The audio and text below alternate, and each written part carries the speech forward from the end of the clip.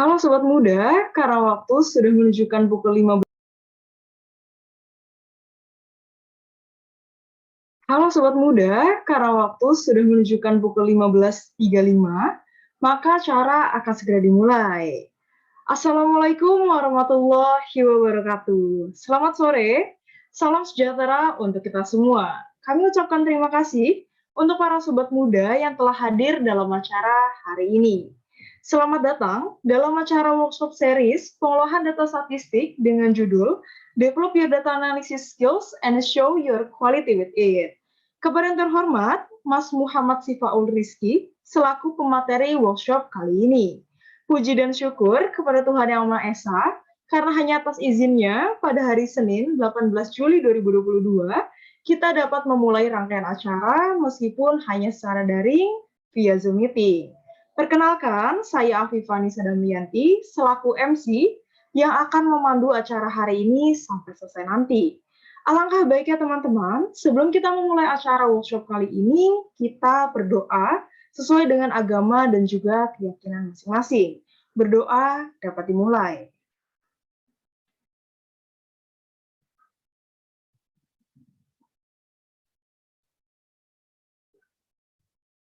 Berdoa selesai. Mengingatkan untuk seluruh sobat muda harus mengikuti acara dari awal sampai akhir dan mengisi feedback sebagai syarat untuk mendapatkan sertifikat. Tidak lupa bagi sobat muda juga untuk mengganti nama tampilannya dengan format nama _ instansi dan menyalakan kamera menggunakan virtual background yang telah ditetapkan oleh panitia jika perangkat mendukung selama acara. Ya, teman-teman, di sini saya nggak sendirian nih. Saya ditemani oleh moderator yang nggak kalah cantik pastinya. Ada Mbak Mita. Sedikit informasi teman-teman, Mbak Mita ini merupakan mahasiswi pasca sarjana Statistika Institut Teknologi 10 November. Halo Mbak Mita. Halo Afifah. Iya Mbak, gimana Mbak kabarnya? Wah, baik dong, Alhamdulillah. Alhamdulillah. Posisi lagi di mana Mbak? Di rumah aja sih nih. Oke, kalau gitu nampaknya Mbak, para sobat muda ini udah nggak sabar nih untuk mendengarkan materi dari pembicaranya. Maka dari itu acara akan saya langsung berikan kepada Mbak Mita. Silahkan Mbak Mita. Oke, baik. Terima kasih kepada MC kita yang luar biasa, Mbak Afifah, atas kesempatannya. Assalamualaikum warahmatullahi wabarakatuh. Selamat sore semuanya. Apa kabar nih teman-teman hari ini? Semoga selalu dalam keadaan sehat walafiat. Perkenalkan, saya Mita Rabiatul Nufus sebagai moderator yang akan melanjutkan sesi workshop kita pada sore hari ini. Teman-teman pasti sudah sangat familiar dengan yang namanya Microsoft Excel. Hampir semua orang menggunakan Microsoft Excel untuk mengolah datanya, baik untuk visualisasi seperti menggunakan pie chart, bar chart, ataupun diagram, dan juga banyak orang-orang yang menggunakan Microsoft Excel itu untuk statistika deskriptif sederhana, seperti menghitung nilai rata-rata, nilai minimum, nilai maksimum juga biasanya menggunakan Microsoft Excel. Tapi nih teman-teman, ada fungsi lain dari Microsoft Excel yang biasanya banyak orang yang bahkan belum tahu nih. Ternyata Microsoft Excel itu ada fungsinya. Ada beberapa fungsi yang bisa kita gunakan untuk mempermudah kita mengolah data kita. Nah, buat teman-teman yang belum familiar apa aja sih sebenarnya fungsi yang digunakan di Microsoft Excel, materi yang akan disampaikan oleh pemateri kita pada sore hari ini akan cocok banget nih buat teman-teman. Nah, buat teman-teman bisa sambil diikuti nih materinya karena akan ada tutorial dari pemateri kita terkait materi yang akan disampaikan. Oke, baik. Selanjutnya, izinkanlah saya sedikit memperkenalkan pemateri kita pada sore hari ini yang sudah hadir. Beliau adalah Mas Muhammad Sifaul Rizky. Maaf, saya ulangi. Beliau adalah Mas Muhammad Sifaul Rizky. Beliau memiliki beberapa pengalaman kerja nih, teman-teman. Yang pertama ada di Niaga Hoster, sebuah web hosting unlimited Indonesia sebagai data analytics lead sejak April 2022 hingga sekarang. Lalu masih di Niaga Hoster, beliau juga pernah menjadi data analis sejak September 2021 hingga Maret 2022 dan pernah bekerja di Udacity sebagai project reviewer sejak Agustus 2019 hingga Desember 2021, lalu melanjutkan pekerjaannya juga pernah di PT Astra Grafia Information Technology sebagai data analis sejak Juli 2020 sampai Juni 2021, dan bekerja sebagai data scientist di PT Renom Infrastruktur Indonesia tahun Juli 2018 sampai Maret 2020. Lalu juga pernah bekerja di Innofarm Surabaya sebagai programmer sejak 2017 sampai Mei 2018. Beliau merupakan lulusan Institut Teknologi 10 November Surabaya, jurusan Matematika tahun 2017. Nah, teman-teman, dari CV-nya saja nih, sudah sangat luar biasa dan sudah sangat expert ya di materi yang akan disampaikan setelah ini. Nah, karena pemateri kita sore hari ini sudah hadir di ruang Zoom ini, mungkin kita sapa dahulu pemateri kita. Assalamualaikum, selamat sore Mas Muhammad Syifaul Rizky. Waalaikumsalam warahmatullahi wabarakatuh. Halo Kak Mita, gimana kabarnya? Wah, alhamdulillah baik Mas. Gimana nih Mas kabarnya sore hari ini? Alhamdulillah baik juga kok. Alhamdulillah. Terima kasih kepada Mas. Saya panggilnya Mas Syifaul ya Mas? Iya. Oke, baik. Terima kasih kepada Mas Syifaul karena sudah menyempatkan waktunya untuk mengisi materi pada sore hari ini, Mas. Oke. Ya, baik. Untuk mengingatkan bahwa nanti pada sesi pertama, Mas Syifaul akan menjelaskan materinya kurang lebih selama 1 jam, dan selanjutnya akan dilanjutkan dengan sesi Q&A sama teman-teman. Setelah itu nanti akan dijawab langsung oleh Mas Syifaul. Baik, nampaknya teman-teman sudah tidak sabar nih Mas untuk belajar terkait dengan materi yang akan disampaikan oleh Mas Syifaul. Untuk itu, kesempatan saya berikan kepada Mas Syifaul. Silakan Mas. Oke, terima kasih banyak teman-teman. Assalamualaikum warahmatullahi wabarakatuh. Aku sambil ini ya, share screen ya. Kak Mita minta tolong, belum bisa share screen. Oke, baik Mas. Oke. Sip. Oke, selamat sore teman-teman. Gimana kabarnya? Semoga dalam kondisi yang sehat walafiat ya.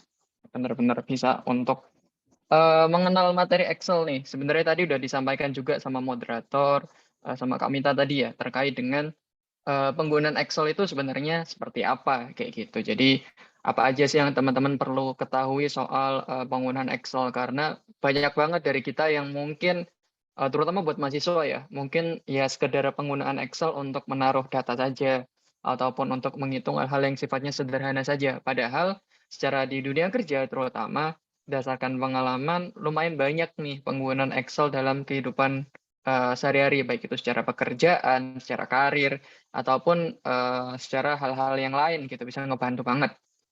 Nah, di sini aku mau ngejelasin nih terkait apa aja sih yang perlu teman-teman persiapkan kayak gitu. Jadi ya tadi udah perkenalan, nama aku Muhammad Syifaul Rizky dengan pengalaman yang tadi udah ditunjukin ya. Mungkin pengenalan singkat aja tadi udah sempat dijelasin juga. Jadi pengalamannya di pekerjaan bidang data sudah kurang lebih 3 tahun lebih.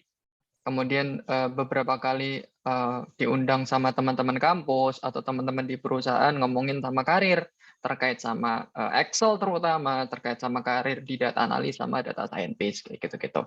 Jadi kalau misalkan teman-teman ada yang mau ditanyakan secara personal ataupun ingin nanya-nanya lebih detail terkait data analis atau data scientist, bisa aja nyari di LinkedIn saya atau bisa ke @rizky_rifaul, karena ini salah satu account sosial media saya. Jadi kalau mau nanya-nanya atau seperti apa bisa ditanyain ke sini gitu. Cuma paling ya aku beberapa kali akan ya kalau misalkan lagi sibuk banget mungkin nggak sempat ngecek, jadi mohon maaf dulu sebelumnya. Gitu. Beberapa project yang udah aku buat, salah satunya mungkin kalau teman-teman tahu akun HRD Bacot, jadi itu lebih ngomongin terkait berapa sih salary survei atau berapa sih gaji orang-orang di pekerjaan tertentu, di lingkungan tertentu, di bagian tertentu kayak gitu. Jadi aku bekerja sama-sama mereka untuk membuat sebuah report atau sebuah laporan yang tujuannya adalah untuk teman-teman nih, terutama teman-teman fresh grade untuk bisa lebih memahami lagi kira-kira kalau misalkan aku ntar lulus sebagai fresh grade, aku nanti akan minta berapa ya ke perusahaan atau mereka sudah ada gambaran nih kisaran gajinya berapa sampai berapa kayak gitu. Ini biar jadi gambarannya teman-teman gitu. Oh, sorry. Oke. Nah, jadi apa yang akan kita pelajari kali ini sebenarnya kita akan belajar sedikit banyak soal fitur-fitur Excel kayak gitu. Jadi bedanya adalah kalau misalkan teman-teman mungkin melihatnya fitur Excel itu ada segudang atau kelihatan cuma sedikit, padahal sebenarnya ada banyak banget. Tapi di sini aku cuma bahas beberapa aja nih yang berkaitan sama fitur Excel-nya gitu. Jadi terkait ada yang namanya conditional if else. Jadi nanti teman-teman mungkin akan kelihatan gunanya buat apa sih untuk conditional if else ini sendiri sama pivot table atau VLOOKUP. Jadi nanti akan ada kaitannya. Kenapa sih kita itu perlu belajar conditional if else? Kenapa sih kita perlu belajar pivot table kayak gitu-gitu. Nah, sebelumnya nih, sebelum kita masuk ke materi utama, aku ingin sambil ke Kak Mita juga nih nanya nih. Kalau misalkan ngelihat kayak gini nih Kak Mita, kira-kira Kak Mita atau teman-teman yang lain bisa di kolom chat ya. Kira-kira tahu nggak sih yang A itu namanya apa, B itu namanya apa, C itu namanya apa, D sama E itu namanya apa sih? Biar jadi refreshment lah penggunaan Excel kita sudah sampai mana gitu. Silakan kalau dari teman-teman, kira-kira A itu kita nyebutnya apa sih? Yang angka-angka yang ada di sini di Excel, B itu yang ada huruf-hurufnya ini kita sebutnya sebagai apa sih? Kayak gitu. Mungkin Kak Mita atau teman-teman bisa di kolom chat juga bisa dibalas. Oke, A itu kolom 1 itu baris. Oke, terus kalau B, C, D, E-nya apa nih kira-kira teman-teman? Itu function, Mas. Yang mana? Tempat nulis Yang E ya? formula. Iya. Oke. Silakan yang lain teman-teman. Kira-kira B itu apa sih? C itu apa? D sama E itu apa kira-kira? C itu sel, oke. Kemudian yang lain masih ada B, masih ada D tuh. Apa kira-kira? Ayo, kalau B kita nyebutnya apa? Kalau kita menyebutnya D itu apa?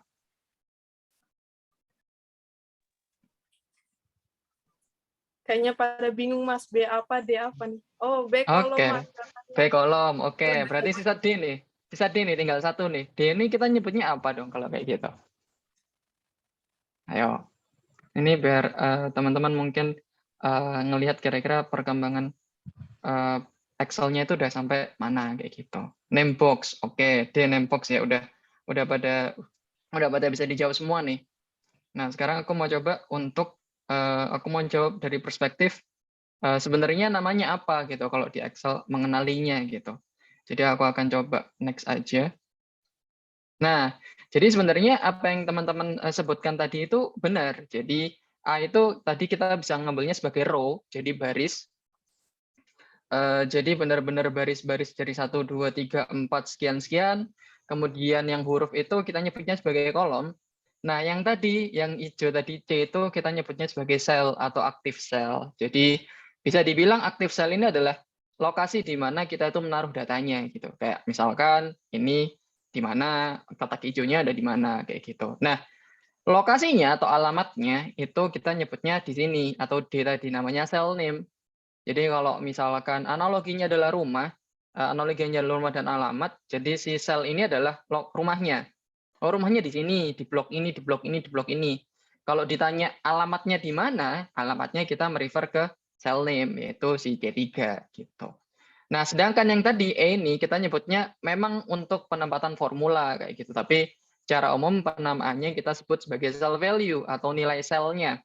Jadi bisa aja kalau misalkan teman-teman di sini ngetiknya misalkan angkanya di sini adalah misal kita nyebutnya bentar, aku ganti dulu. Oke. Nah, misal di sini teman-teman akan menyebutnya sebagai angka 10 misalkan. Nah, di cell value ini belum tentu teman-teman akan ngasih 10 juga. Bisa aja 10 ini adalah gambaran dari rumus-rumus Excel yang teman-teman ketahui. Misalkan ini adalah pakainya sum. Misalkan dari A1 sampai A10 misalkan, kayak gini. Nah, si rumus-rumus di sini posisinya itu kita taruhnya di cell value nyebutnya atau formula tadi yang disampaikan sama Kak Mita. Tapi untuk hasilnya atau hasil akhirnya kita nyebutnya di angka 10 kayak gitu. Jadi bisa dibilang sel aktif ini posisinya hanya sebagai apa ya, bisa dibilang outputnya atau keluarannya kayak gitu. Jadi bisa dibilang rumusnya itu masuk ke sini, tapi dari sisi hasil kita masuknya di selnya atau active cell-nya. Nah, kenapa ini penting? Karena nantinya teman-teman akan kebayang nih, kenapa kita perlu memahami dulu nih posisi-posisi dari masing-masing si value ini kayak gitu. Kayak kita akan coba next ya. Nah, problem statement-nya sebenarnya sesimpel kayak ya mungkin aku nggak akan ngomongin sama kayak ini ya, sama kayak skripsi atau tugas akhir ya, beda lah. Tapi di sini aku lebih ngejelasin terkait apa sih problem yang biasanya sering teman-teman alami jika memang penggunaan Excel-nya itu betul lebih ekstensif kayak gitu. Contohnya adalah bagaimana kalau misalkan kita itu punya data. Kita punya data apapun itu pekerjaan ataupun itu tugas kuliah atau apapun itu yang posisinya adalah kita ingin mendapatkan dari grup-grup tertentu, teman-teman. Misal biasanya yang paling sering terjadi di anak-anak kampus adalah kita ngomongin dari sisi IPK kayak gitu. Dulu ketika kita ngomong IPK kan posisinya kan jadi seperti ini ya dulu. Bentar. Aku ganti dulu. Nah, jadi kan posisinya biasanya kalau misalkan kita mulai dari 2 sampai 2,5 itu mungkin misalkan aku lupa ya kalau hurufnya sekarang itu apa. Misalkan di sini itu ya kita sebutnya sebagai C deh, paling gampang C. Kemudian di sini 2,6 sampai 3 misalkan kita sebutnya sebagai BC atau misalkan B atau BC dulu ya. Kemudian 3 sampai 3,25 atau berapapun kita nyebutnya B dan 3,3 sampai 4 kita nyebutnya A. Ya misalkan kayak gini contohnya lah ya. Aku agak kurang tahu sekarang kalau di tes konsepnya seperti apa gitu. Tapi secara umum jika memang kita punya data yang sifatnya bersifat kuantitatif, bersifat angka seperti ini, gimana nih kita mendapatkan grup dari kalau IP kamu itu ternyata 2,5 berarti masuknya ke C. Oh, kalau misalkan ternyata 3 atau 3,25 masuknya kemana? Oh, masuknya ke B, kayak gitu-gitu. Nah, makanya di sini aku mengenalkan yang namanya introduce conditional if else thing. Jadi, nanti kita akan bahas bareng-bareng nih terkait dengan sebenarnya if else ini kepakainya buat apa, kayak gitu. Nah, pengenalan singkatnya di sini ada 2 function sederhana, tapi bakal berguna banget nih. Di sini aku punya if sama ifs pakai S. Nah, kalau misalkan aku nanya ke Kak Mita nih, Kak Mita pernah dengar nggak function if sama ifs nih? Kalau pernah dengar, bedanya apa sih yang kelihatan dari nama functionnya aja? Atau dari teman-teman bisa ngasih pendapat juga boleh. Oke, dari saya dulu ya, Mas. Boleh, boleh. Kalau saya if sama if sudah lumayan sering dengar sih, Mas. Kalau dari penggunaannya, if itu biasanya kalau saya punya data yang cuma 2 pilihan, misalnya bagus, tidak bagus, benar, tidak benar. Nah, itu biasanya saya pakai if. Tapi kalau misalnya data saya banyak, pilihannya misalnya ada sedang, tidak baik, tidak baik, sangat baik, kayak gitu misalnya. Nah, itu biasanya pakai ifs gitu, Mas. Oke, betul. Jadi thank you banget nih Kak Mita nih. Jadi benar apa yang disampaikan Kak Mita. Tapi di sini mungkin aku jelasin sedikit lebih ekstensif lah ya. Tadi yang disampaikan Kak Mita benar nih. Jadi penggunaan if sama ifs yang ada s-nya. Biasanya kan kalau kita belajar bahasa Inggris kan sesuatu yang ada s-nya itu kan berarti jamak ya, lebih banyak gitu. Lebih banyak hal yang bisa kita ambil. Nah, dalam skema ini penggunaan if sama ifs perbedaannya itu lebih ke hal yang sifatnya umum sama khusus kayak gitu. Maksudnya umum sama khusus itu seperti apa kayak gitu. Jadi contohnya aku ngambil if nih. Nah, if itu digunakan jika kita sekali lagi hanya punya 2 kondisi aja nih. Jadi misalkan contohnya nggak bisa kita pakai kayak tadi nilai yang punya A, B, C, D, E, nggak bisa. Jadi contoh paling gampang misalkan bagus atau jelek, yes atau no, true atau false, apapun itu, pokoknya output-nya itu harus 2, cuma 2 kayak gitu. Jadi kalau misalkan cuma 2, otomatis teman-teman nggak bisa nih pakai yang sifatnya berlapis-lapis atau kalau aku punya 3 grup gimana nih Kak? Nggak bisa pakai if kayak gitu secara umum. Nah contoh di sini aku mencontohkannya adalah apakah kategorinya itu furnitur di data ini kayak gitu untuk masing-masing data ya. Di sini aku punya K2, K3, K4, K5, K6 sampai K6. Nah di sini kita akan ngecek nih apakah di baris 2 balik lagi. pengenalan. Makanya kenapa aku ngenalin pengenalan row ini penting ya tadi ya. Yang tadi baris itu apa, kolom itu apa, kayak gitu-gitu biar jadi refreshment-nya teman-teman. Nah, jika posisinya adalah berada di baris kedua, kita akan ngecek apakah produk kategorinya furnitur. Jadi kalau misalkan produk kategorinya furnitur, jika memang iya, kita harus nampilinnya yes. Kalau misalkan enggak, dia harus nampilinnya no. Jadi kita bandinginnya pakai function yang ada di atas, teman-teman. Jadi kita pakai if. Di sini, setelah if, kita itu punya 3 inputan atau 3 parameter nyebutnya biasanya. Jadi parameter pertama adalah pembandingnya apa. Yang kedua adalah jika pembandingnya itu benar. Dan yang ketiga adalah jika pembandingnya itu salah. Contoh, dia ingin ngecek apakah G2 sama dengan furnitur. Jadi kalau G2 itu kita covernya di sini ya. Nah, sekarang kita lihat nih, apakah si data yang ada di sini itu furnitur atau bukan. Nah, karena dia itu furnitur, maka yang akan masuk adalah yang warna hijau, yaitu yes. Berarti di sini kita akan pakai yes. Nah, kalau kita turunin ke bawah, berarti rumusnya sama. Berarti untuk yang di sini kita menggantinya bukan ke G2, tapi G3. Karena dia akan mengurut ke bawah juga. Jadi kalau misalkan ini nih, dia ngecek apakah G3-nya furnitur atau enggak, teman-teman. Ternyata furnitur ya. Kalau misalkan ini furnitur, berarti dia ada yes juga. Nah, sekarang kalau teman-teman coba urutin dari bawah, kira-kira teman-teman bisa jawab deh. Kira-kira ada berapa output yang sifatnya yes, ada berapa output yang sifatnya no, kalau dari data yang ada di sini. Ayo. Coba teman-teman sambil di kolom chat deh. Kalau dengan skema rumus seperti ini, berapa sih yang ada yes, berapa sih yang ada no-nya, kayak gitu. Oke. Dari sini ya, ininya nggak usah. Yang K1 ini nggak usah. Ini nggak usah. Jadi mulainya dari sini. Jadi ada 5 harapannya. Oke. Silakan. Yes-nya ada berapa, no-nya ada berapa. Oke. Oke. Silakan teman-teman yang lain mungkin bisa. Oke. Nah, oke. Jadi tadi udah banyak banget yang jawab ya. Jadi di sini ada yes-nya. Yes-nya itu 3, teman-teman. Kenapa kok 3? Karena di sini kita akan ngeceknya yang dia itu sama dengan furnitur. Sekali lagi, dia ngeceknya cuma 1. Kalau ini berarti dia no, berarti di sini dia itu no. Kalau ini berarti yes, karena furnitur ya, dia ngeceknya ke atas ini, berarti dia itu furnitur, berarti di sini kita pakai yes. Dan yang terakhir adalah karena dia office supplies, berarti dia itu no. Nah, jadi yes-nya ada 3, no-nya ada 2. Betul, teman-teman. Jadi itu adalah salah satu contoh penggunaan if yang sederhana, kayak gitu. Jadi harapannya adalah ketika teman-teman sudah menggunakan function if, lebih enak nih daripada teman-teman harus manual satu-satu kan ya, ganti-ganti datanya, ataupun seperti apa. Jadinya lebih enak kalau kita pakai function if. Nah, perbedaannya adalah, Kak, gimana kalau misalkan kita ingin cover yang kayak gini nih, yang hurufnya ada banyak, atau yang grupnya ada banyak, kayak gitu-gitu. Nah, untuk mengcover yang seperti ini, kita bisa pakai yang namanya ifs, yang bagian kedua, yaitu ifs.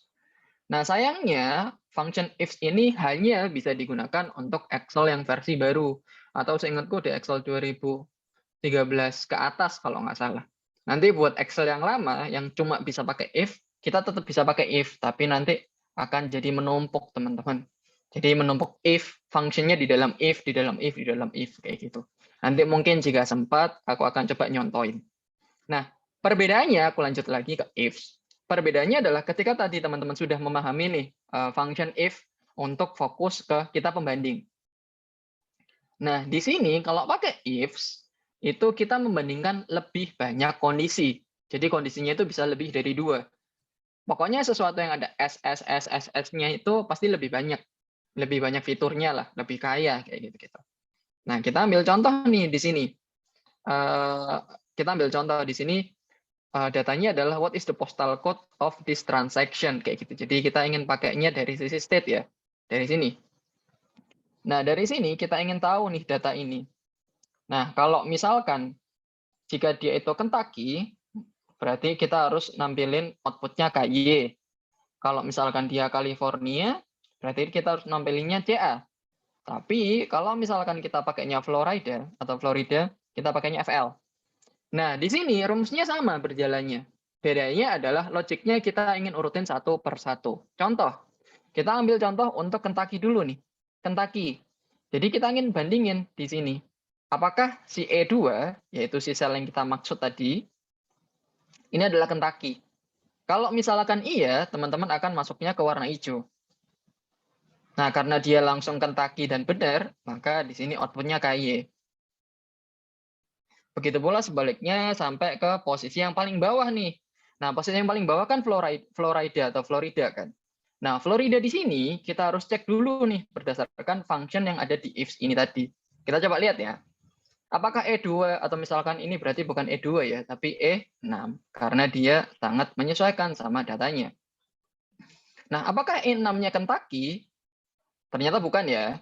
Berarti bukan Kentucky. Nah, karena dia bukan, maka teman-teman nggak bisa maksain pakai KY. Jadi teman-teman harus arahin ke bawah. Kita bandingkan untuk kedua kalinya. Apakah E2 itu sama dengan California atau E6 ya? Apakah E6 itu sama dengan California? Ternyata bukan juga. Karena dia bukan juga, otomatis kita nggak bisa paksain CA di sini. Karena kondisinya salah. Kita urutin ke bagian terakhir. Apakah E6, jadi E6 dari posisinya di sini, apakah E6 itu sama dengan Florida? Ternyata jika memang benar Florida, oh ternyata Florida nih. Maka outputnya adalah FL. Berarti untuk sel K6, kita ingin dapetinnya adalah FL. Sini. Jadi itu penggunaan if, teman-teman. Jadi bedanya adalah ketika kita menggunakan if sama ifs adalah jika memang kita ini menggunakannya lebih banyak atau banyak banget kondisinya, mungkin teman-teman akan lebih prefer untuk menggunakan ifs atau yang lebih banyak ini daripada pakai if. Tapi kalau if itu cuma berlaku jika dia itu punya cuma dua fitur aja kayak gitu, atau bukan dua fitur ya, dua kondisi aja gitu secara umum. Nah, ini aku coba praktekkan untuk bagaimana sih contoh penggunaannya kayak gitu untuk data yang kita pakai. Jadi di sini kita akan langsung pakai sampel data yang sudah di-share ya sama teman-teman panitia ya datanya. Jadi nanti bisa kita coba bareng-bareng gitu. Mungkin nanti karena ini juga teman-teman biar ada gambaran juga nih penggunaannya seperti apa. Aku akan ganti ke Excel-nya. Kelihatan ya Kak Mita Excel-nya ya? Aku memastikan lagi. Kelihatan, Mas. Oke, sip. Thank you. Nah, Oke. jadi di sini kita punya Excel yang sudah persis banget sama apa yang teman-teman dapetin atau apa yang teman-teman download ya dari si chat-nya kayak gitu. Nah, sekarang kita ingin implementasi penggunaan if sama penggunaan ifs tadi. Contoh pertama adalah kita ingin bandingkan di sini teman-teman. Nggak muncul Kak? Hah? Nggak muncul. Muncul kan Kak Mita? Aku ini aku make sure dulu deh. Muncul ya? Mas. Ya, mungkin koneksinya. Oke. Aku sambil coba lanjut dulu ya. Jadi kita ambil contoh nih. Kita ambil contoh untuk kondisi-kondisi yang sudah kita menggunakan skema if sama skema ifs dulu. Yang pertama kita pakai skema if nih.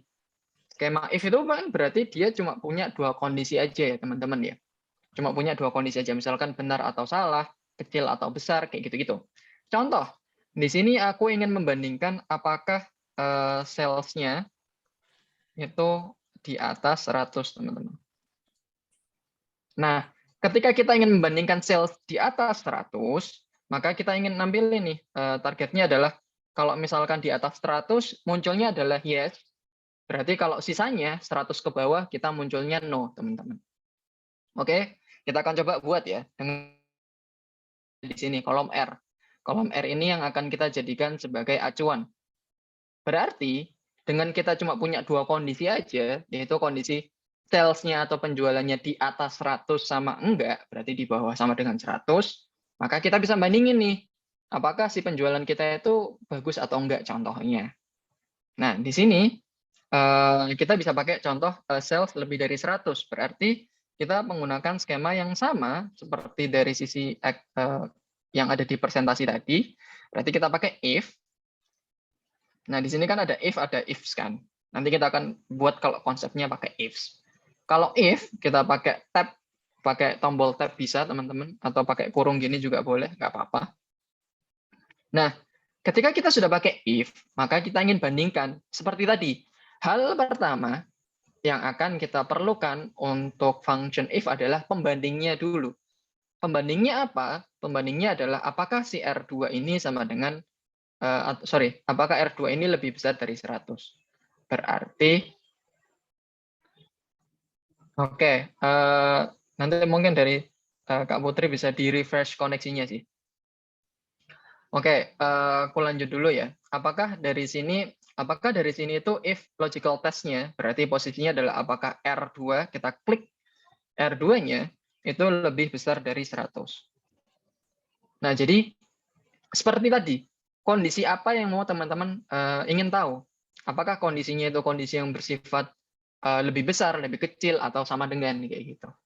Nah, baru setelah apakah R2 berarti di sini lebih besar dari 100, nah sekarang kita ingin masuk ke bagian kedua nih. Bagian keduanya adalah kita bisa pakai koma atau titik koma, sesuaikan sama Excel-nya teman-teman. Untuk pembagi masing-masing apa ya bisa dibilang, pembagi masing-masing inputan. Bisa aja pakai lebih besar, bisa aja pakai titik koma, atau bisa juga pakai koma, disesuaikan aja. Di sini aku pakai titik koma ya. Nah, di sini aku ingin bandingin, kalau misalkan memang iya nih di atas 100, apa yang mau kita munculin? Nah, yang kita mau munculin adalah di sini kita bisa pakai yes. Yes, seperti ini.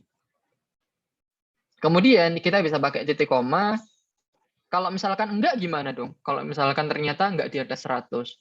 Nah, kita masukin inputan kedua apa, yaitu no.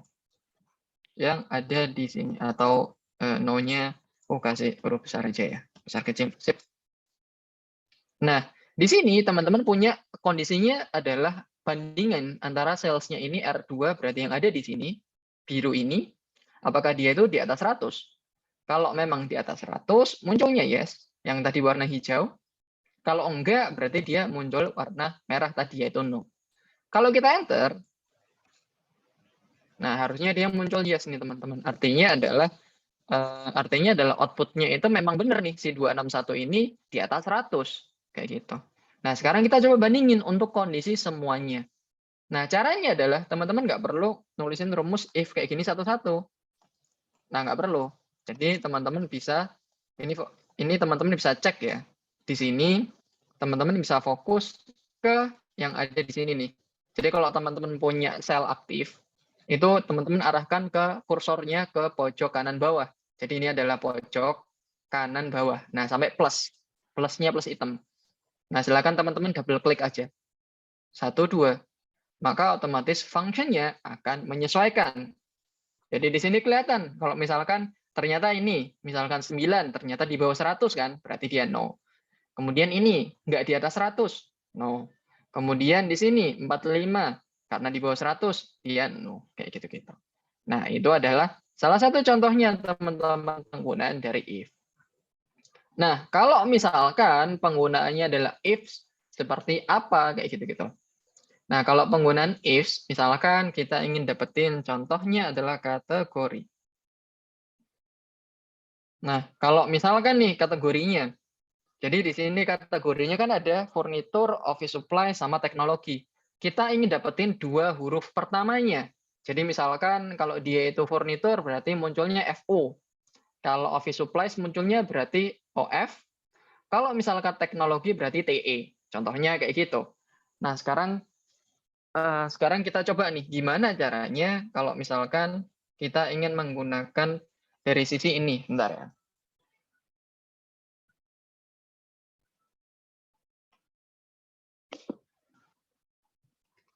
Oke, nah sekarang gimana nih caranya kalau kita pakai dari sisi lebih dari 2? Kan kita punya kategorinya ada furnitur, ada office supplies, ada teknologi.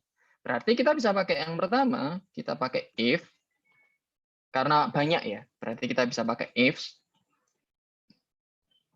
Nah, kemudian di sini if, kita ingin nyari logical test pertama atau kondisi pertamanya apa. Nah, kondisi pertamanya apa, itu kita bisa pakai yang namanya, kita ingin bandingin kategorinya, berarti di mana? Oh, ternyata di O2 nih. Wait. Oke, bentar. Oke, bentar ke tekan keyboardnya saudara-saudara. Oke, kita lanjut. Jadi di sini kita pakai if, berarti kondisi yang mau kita bandingin apa? Adalah O. O2-nya kita ingin bandingkan apa nih? Apakah ternyata sama dengan pertama furnitur dulu? Berarti kita pakai petik furnitur, kayak gini. Jika memang ternyata furnitur, berarti munculnya apa teman-teman tadi? Sesuai kesepakatan kita pakainya FU. Kayak gini. Atau ya FU besar jadi nggak apa-apa. Gini. Nah, ini udah selesai nih bagian pertamanya. Sekarang kita lari ke bagian kedua. Jadi kita bisa pakai titik koma atau pakai koma. Nah, ini bagian kedua. Ulangi cara yang sama. Berarti O2 sama dengan office supplies. Office supplies. Tulisannya oke, office supplies. Baru kita pakai koma lagi sebagai pembanding. Kalau emang munculnya office supplies, kita nampilin apa? Oh, kita nampilinnya OF. Berarti kita pakai petik yang sama, OF. Ini. Ini mungkin coba nanti tak rapin lagi ya. Kemudian bagian ketiga, kalau misalkan bukan furnitur, bukan office supplies, ternyata dia teknologi. Berarti kita bisa ngebandinginnya pakai apakah O2 di sini sama dengan teknologi. Nah, teknologi di sini. Nah, jika memang dia teknologi, maka kita bisa munculkan yang namanya TE. TE kayak gini. Nah, jadi ingat ya teman-teman ya, di sini kita punya 3 kondisi nih. Kondisi pertama adalah kalau dia furnitur, munculnya FU yang ada di sini. Kondisi kedua, jika memang kondisinya office supplies, berarti kondisinya adalah OF. Dan kondisi terakhir adalah jika memang kondisinya adalah teknologi, maka kita bisa pakai O2 sama dengan teknologi, munculnya TE. Kalau pointer, hasilnya adalah FU, teman-teman. Kenapa kok FU? Karena kategorinya itu adalah furnitur. Urutan pertamanya kan furnitur dulu, baru kita bisa pakai, FU, kemudian kondisi kedua adalah office supplies, kita pakai OF, dan kalau misalkan kondisinya adalah teknologi, kita pakainya TE. Gitu. Dan dengan cara yang sama, gunakan pojok kanan bawah, cari tombol plusnya. Di sini nggak ada, kita cari tombol plus di sini. Nah, di sini tombol plus, udah teman-teman bisa tinggal double klik aja. 1, 2. Maka semuanya akan muncul nih fungsinya. Atau hasilnya lah ya, bisa dibilang. Nah, ini tadi yang kalau misalkan aku bilang, di sini ada alamat selnya, atau alamat selnya, sel name-nya, kemudian ini adalah alamatnya, atau bisa dibilang kayak rumus-rumusnya, tapi yang di sini bukan rumus yang muncul, yang di W3, tapi hasilnya. Gitu. Itu pembanding antara penggunaan dari sisi if sama ifs, kayak gitu. Jadi seperti ini ya contohnya ya. Nah, kalau misalkan nih, teman-teman nggak ada ifs-nya di Excel-nya, gimana? Apakah bisa dipakai atau enggak? Tentu bisa, tapi dengan cara yang lebih menumpuk kayak gitu. Nanti mungkin aku nggak akan ngejelasin pivot table yang lebih cepat sih, tapi paling aku coba ngenalin sampai mana teman-teman pakainya. Gitu. Nah, ini kan kondisinya pakai ifs nih. Tapi kalau teman-teman Excel-nya nggak ada ifs, berarti teman-teman paksakan pakai if. Berarti teman-teman bisa pakai yang namanya if kayak gini. Nah, bedanya adalah penggunaan if di sini, Excel itu menerima function di dalam function. Artinya, bisa aja nanti di sini punya if. Di sini ada if lagi, di sini ada if lagi, di sini ada if lagi. Jadi teman-teman bisa punya banyak banget if yang ada di dalam. Nah, ketika penggunaan function-nya itu menjadi banyak, maka ini yang menjadi krusial nih teman-teman. Jika memang if-nya banyak, gimana dong cara pakainya? Oke, kalau dari aku biasanya pakainya gini. Karena if itu cuma 2 kan dasarnya kan. Berarti kita ingin bandingkan yang pertama dulu. Yaitu sama kayak tadi ya. Kita ingin nyontek yang sisi, kalau dia furnitur FU, kalau office supplies dia OF, kalau dia itu misalkan teknologi TE. Kita nyontek bagi pertamanya atau furnitur. Berarti yang kita bandingkan adalah kolom O ya. Kita bandingin kolom O2. Nah, di sini kita ingin bandingin. Bentar, aku geser dulu. Nah, O2-nya apakah sama dengan si furnitur? Kayak gini. Nah, apakah O2-nya sama dengan furnitur, teman-teman? Jika memang iya, teman-teman bisa pakai yang namanya FO ya. Sama kayak tadi, depan-depannya sama. Nah, yang jadi perbedaan adalah karena kita nggak bisa pakai ifs, maka otomatis teman-teman nggak bisa nih teman-teman pakainya sekedar pakai ditumpuk-tumpuk aja kondisinya, nggak bisa. Tapi harus pakai function baru. Itu fungsinya adalah if. Jadi di sini teman-teman pakai titik koma atau pakai koma terserah. Nah, di sini ini kan kalau pakai if kan kondisinya kalau benar FO, kalau salah apa kan? Nah, karena ini salah dan kita nggak tahu sebenarnya apakah dia itu office supplies atau teknologi, berarti kita bisa pakai tumpuk if kedua. Nah, if kedua ini isinya apa? Berarti ya jika memang kondisinya bukan furnitur nih. Jadi kalau furnitur salah, kita turun lagi. Kita turun, bukan furnitur nih. Apa ya? Apakah dia office supplies? Ternyata kalau salah, turun lagi. Apakah dia di teknologi? Kalau benar, baru itu yang dipilih. Jadi dengan cara yang sama, kita bisa pakai apakah dia itu sama dengan office supplies. Nah, kita pakai koma atau titik koma lagi, kita bandingin pakai OF gitu. Jadi di sini bisa dilihat ya, posisinya adalah di sini teman-teman kebayang nih penggunaannya. Jadi di sini adalah O2 sama dengan furnitur, munculnya FO. Ini munculnya FO nih. Kalau ternyata bukan furnitur, bandinginnya pakai function baru. Apakah if-nya itu sama dengan office supplies? Kalau benar OF. Nah, kita pakai titik koma lagi. Nah, kalau misalkan salah, terus apa dong? Kita isi apa dong kalau kayak gitu? Nah, karena posisinya itu cuman, balik lagi, kategori kita kan cuma 3. Furnitur, office supply, sama teknologi. Kalau misalkan bukan furnitur nih, bukan office supply, berarti satunya pasti teknologi. Karena udah masuk ke posisi terakhir atau kondisi terakhir, maka kita bisa pakai yang namanya di sini adalah TE.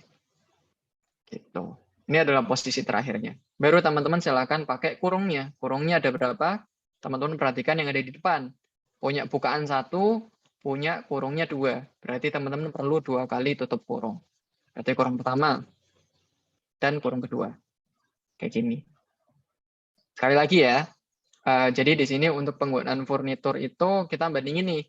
Bagian pertama if-nya adalah furnitur. Kalau ternyata dia ngeceknya benar, munculnya FO. Kalau salah, dia masuk ke pembanding yang lain. Jadi kalau misalkan if-nya itu adalah office supplies, maka kita bisa pakai OF. Kalau misalkan ternyata salah juga, ya berarti posisinya bukan furnitur, bukan office supplies gitu posisinya, tinggal masuk ke TE gitu secara umum. Dan kalau kita enter, munculnya akan sama persis nih teman-teman. Sama persis seperti apa yang teman-teman gunakan jika menggunakannya adalah menggunakannya pakai ifs kayak gitu. Jadi kalau ifs itu bisa ditumpuk-tumpuk semuanya, nggak perlu if. Kalau misalkan teman-teman pakai nggak punya ifs, ya berarti pakai if kayak gini gitu. Itu secara umum penggunaan dari if sama ifs teman-teman. Jadi semoga ada gambaran lah ya penggunaan kapan sih saatnya kita pakai if, kapan sih saatnya kita bisa pakai ifs kayak gitu. Ini adalah secara umum ya. Oke, kita lanjut nih ke penggunaannya. Sebenarnya kita buat seperti apa sih? Kita buat apa kalau misalkan kita bisa tahu penggunaan dari if sama penggunaan dari sisi if sama penggunaan dari sisi ifs ini tadi gitu. Aku akan balikin ke PowerPoint-nya. Sip. Nanti kalau misalkan ada yang mau ditanyakan, bisa nanti muncul ya. Bisa nanti di Q&A aja. Nah, di sini nih, kita udah nyelesain fungsi if sama ifs. Nah, posisinya sekarang buat apa kita perlu tahu? Sebenarnya kita itu perlu tahu buat implementasinya kemana, implementasinya itu bisa muncul dengan kita menggunakan ada function yang namanya countIf sama countIfs. Nah, aku balik lagi nih nanya ke Kak Mita nih. Ini Kak Mita nggak di briefing, tiba-tiba ditanyain, pasti bingung mungkin. Kak Mita pernah pakai function count nggak? Biasanya dipakai buat apa sih kalau count itu? Count aja ya, Mas. Count aja, count aja. Oh ya, oke. Kalau count itu pernah, itu biasanya menghitung berapa banyak data yang saya punya, gitu, Mas. Oke, kalau misalkan bedanya sama sum?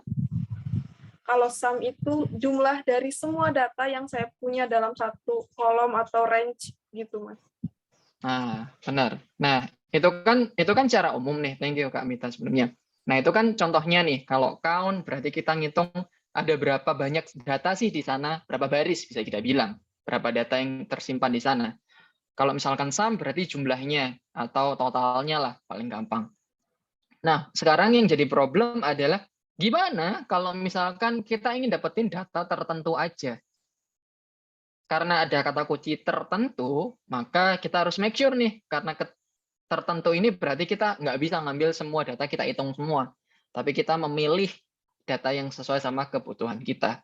Oleh karenanya, kita bisa pakai yang namanya countIf sama countIfs, yang sebenarnya referensinya itu sesimpel teman-teman ketika udah ngelihat nama ini udah kebayang ya.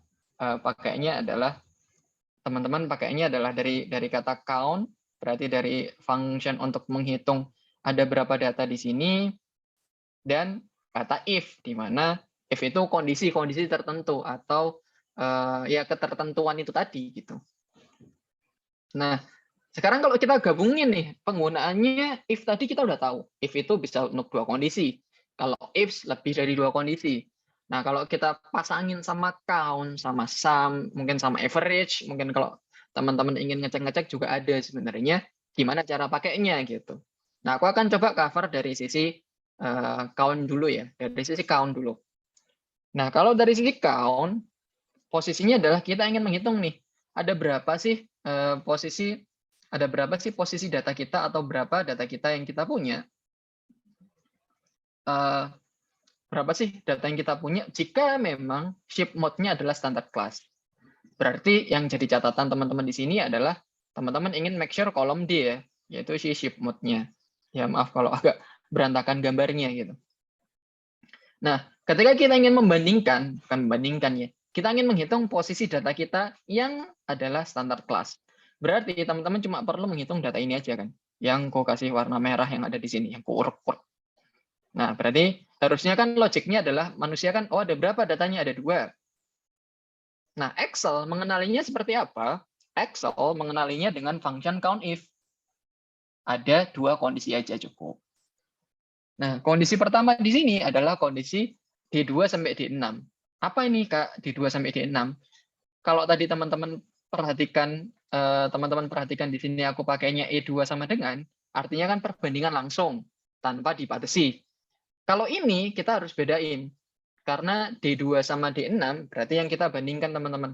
Jadi kita ingin membandingkan yang ada di sini. Kita ingin membandingkan semua yang ada di kolom D. Makanya kenapa kita pilihnya D2 sampai D6. Berarti kan di sini kan. Di sini sampai di sini. Nah, ketika kita udah dapat range mana yang mau kita bandingkan, yang warna hijau. Nah, ketika kita ingin bandingin range mana yang warna hijau ini, kita bisa pakai. Kita mau ngenalin apa? Kita mau nyari kondisi tertentu apa? Nah, kita ingin ngenalin kondisi tertentu adalah standard class. Karena standard class itulah, maka kita milih dari datanya. Jadi, kita nggak menghitung semua keseluruhan. Sama kayak ketika kita menggunakan count biasa. Kita bisa pakai count if untuk posisi seperti ini. Berarti, logiknya atau berarti secara umum, cara bacanya adalah kita ingin ngecek, kita ingin hitung data nih. Tapi ngitung datanya kita pilih tertentu, mau yang mana? Oh, standar kelas doang nih. Berarti yang kita hitung hanya ada di standar kelas aja. Gitu secara umum. Jadi dari sinilah sebenarnya penggunaan if itu menjadi krusial. Jadi kita bisa tahu nih standar kelas kayak gini-gini dengan ada, oh ternyata ada 2 jawabannya. Jadi karena kita ngitungnya cuman data yang murni standar kelas aja. Jadi ini dari range-nya, posisi yang mau kita cari apa, dan yang bagian kedua di sini adalah si posisi apa yang mau kita cari. Kita mau nyari apa sih sebenarnya? Itu yang perlu teman-teman pahami. Kalau pakai count if. Nah, kalau misalkan lebih banyak kondisi, nggak melulu soal ship mode tok. Oh, aku mau bandingin sama data lain, kita bisa pakai count if. Karena sesuai namanya ya teman-teman, ingat lagi sesuai namanya if berarti sesuatu lebih banyak. Teman-teman juga bisa perhatikan sama seperti ini nih. Berapa banyak sih data yang bisa teman-teman lakukan jika ship mode-nya adalah second class sama state-nya adalah California gitu. Kira-kira berarti kan ada 2 kondisi lah ya. Jika memang ada 2 kondisi, berarti kita harus make sure kondisi pertama dan kedua harus terpenuhi semuanya. Nggak boleh nggak. Gitu. Bentar ya.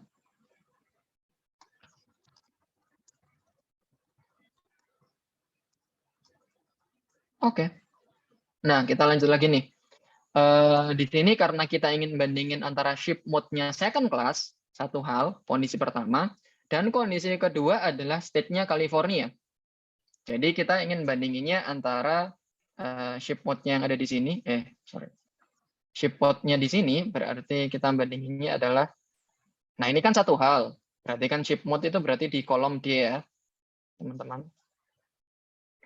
Satu hal. Hal kedua yang mau kita bandingkan adalah state-nya atau wilayahnya atau negara bagian lah kalau di US itu.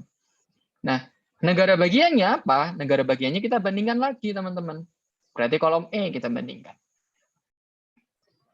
Nah, caranya sama seperti tadi. Jadi kita bisa pakai count if sekarang fungsinya atau rumusnya lah kalau teman-teman mengenalnya. Di sini kita punya bandingan pertama apa perbandingannya? Oh, dari D. D-nya D berapa? D2 sampai D6. Oke.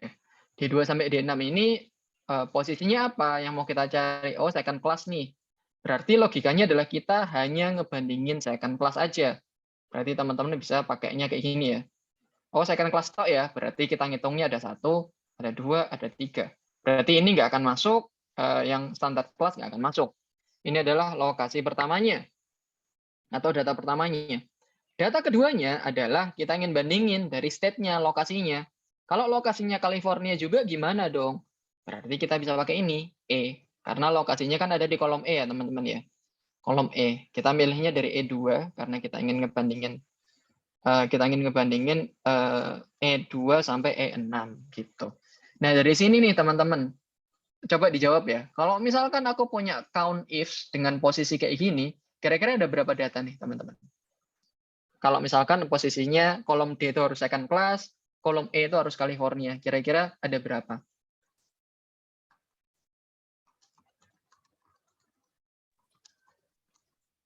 Silakan teman-teman bisa di kolom chat ya.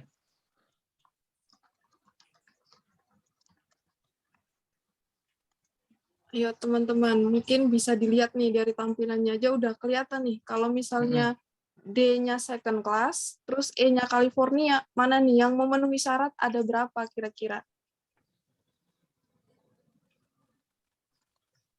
Ada yang jawab 1, Mas. Oke.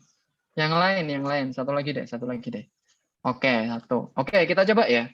Tadi kan second class berarti yang ini. Ada 1, 2, 3. Ternyata California, berarti dari E ini, kita nggak perlu ngecek semuanya teman-teman ya. Kita hanya ngecek yang sudah dicentang 1 kali aja. Berarti dari sini kita ngeceknya. Kita nggak perlu ngecek sampai bawah. Dari bagian ini, yang California yang mana? Oh, yang ini. Berarti jawabannya adalah 1. Gitu.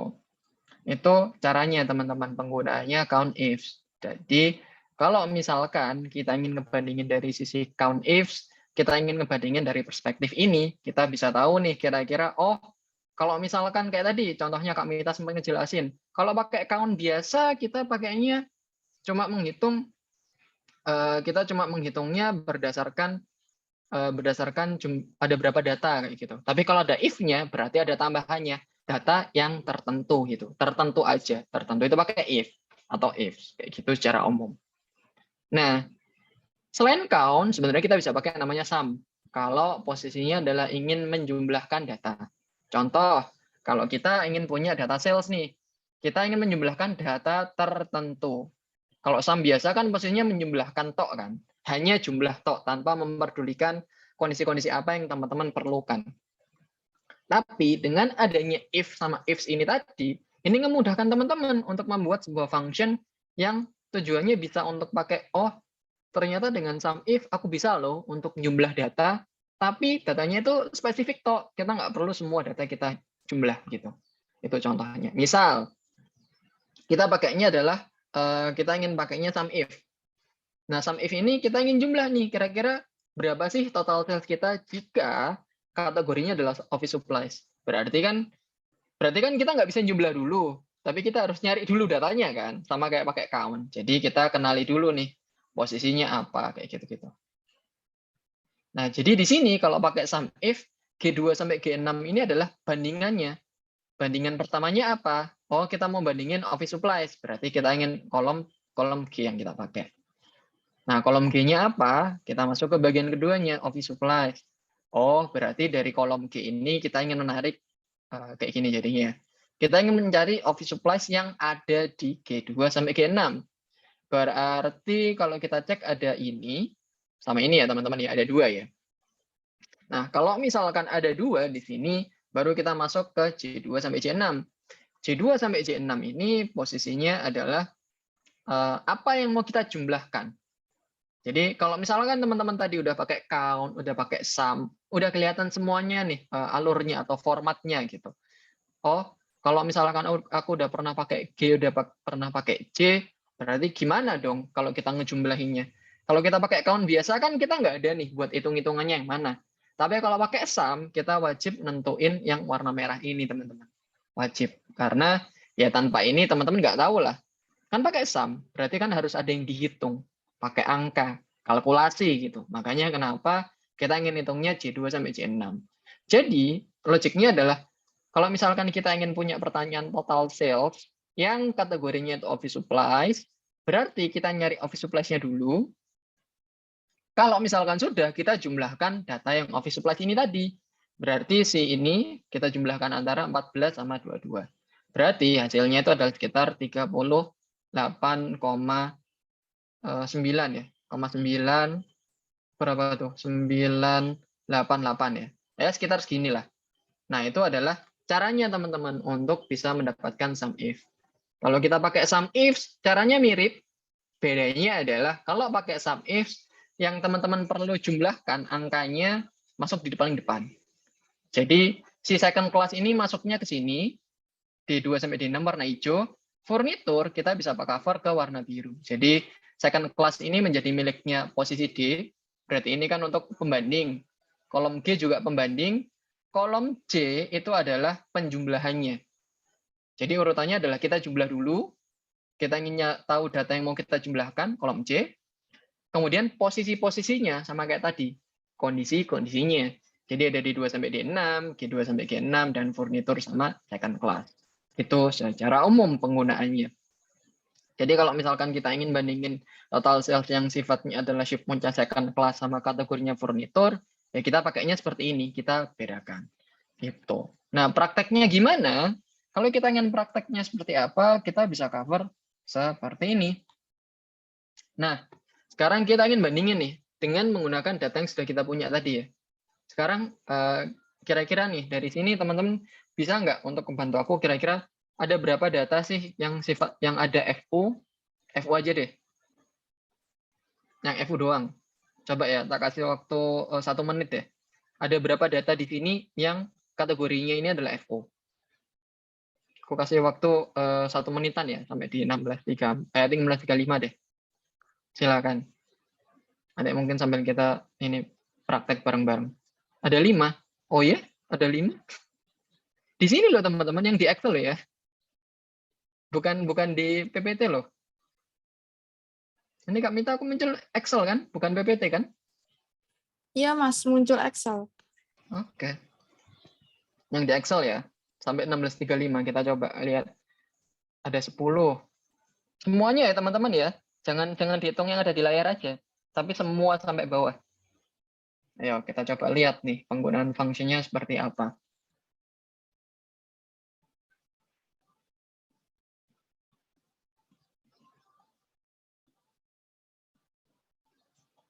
Kita coba lihat ya, sampai di 1635 ya. Kita ingin melihat nih, kira-kira teman-teman udah kebayang belum? Kalau misalkan dengan function tadi, pakainya pakai yang mana ya kira-kira ya, untuk menghitung ada berapa data sih yang FU kayak gitu. Oke, udah 1635. Sekarang kita coba pakai, kita coba buktiin nih. Nah, untuk menghitung jumlah data, kita kan bisa pakai count. Tapi karena ini adalah datanya adalah data FU doang, berarti kita bisa pakai count-nya count if. Nah, dengan count if kita ingin punya dua kondisi nih. Satu kondisi top. Jadi punya range sama kriteria. Yang teman-teman mau cari apa? FU kan? Berarti kategorinya ada di sini. Berarti bisa teman-teman pakai blok kolom W aja. Nggak apa-apa kalau kayak gini, karena kita pakainya semua data. Jadi W ke W, kemudian titik koma atau koma dari teman-teman. Kriterianya apa? Oh, kriteria yang kita cari adalah FU, Mas. Berarti FU kayak gini. Jadi seperti ini cara pakainya. Nah, kalau misalkan teman-teman udah cara pakainya FU seperti ini, kalau teman-teman enter, nah ternyata ada 2121 teman-teman data yang ada kategori FU-nya kayak gitu. Jadi seperti itu cara pakainya teman-teman. Jadi caranya pakai count if function-nya.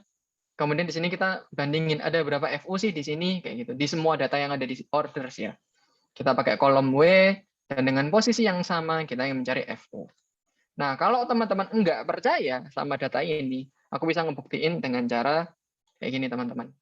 Aku pakai 2121 ya. Aku bisa bandingin dengan cara nampilin filter.